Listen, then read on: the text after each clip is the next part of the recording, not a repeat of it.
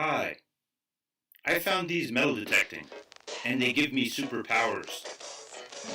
When I drink my coffee, I don't notch up the caffeine. And then I ground balance through a blender on my beans. I pour some maple syrup for a dose of dopamine. Then I stir with my pointer if I did some impurities. I like to drink it cold because of allergy. Yeah, my middle name is George, and I swung found a 3. But who's this goofy guy? So enough about me. I'm doing this for Liz from the land of 𝗙𝗫𝗪𝗔𝗍. So come and join the party, you are always welcome here. It's Canadian coffee, we're not drinking Boston tea. So I'll tell you off the cuff that Liz is the MC. With all of the detectorists, you'll have epiphany. You'll see me in the chat, Metal Detecting NYC. Be prepared to hit the like button for all her artistry. So live from Ontario, it's her Sunday morning gig. Yo, Saskatchewan, take a seat, digging 𝗥𝗔𝗗𝗓𝗪𝗢𝗥 here.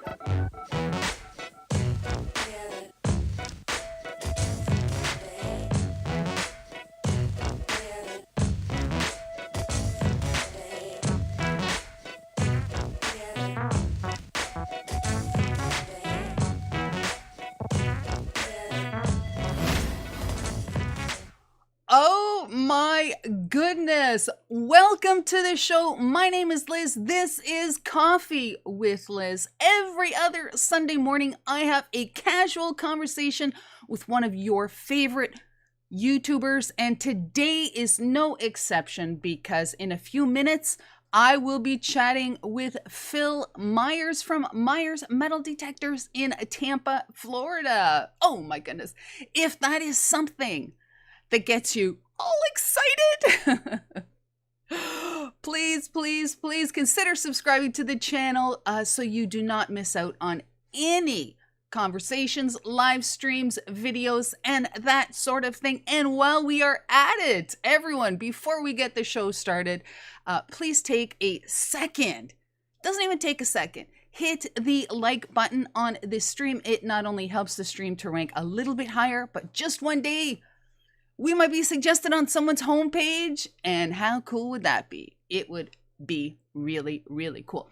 Now, for those of you out there who are watching and perhaps weren't watching the Thursday show, I am in a new studio in the lowest level of the house. I have had to get new lights, new green screen.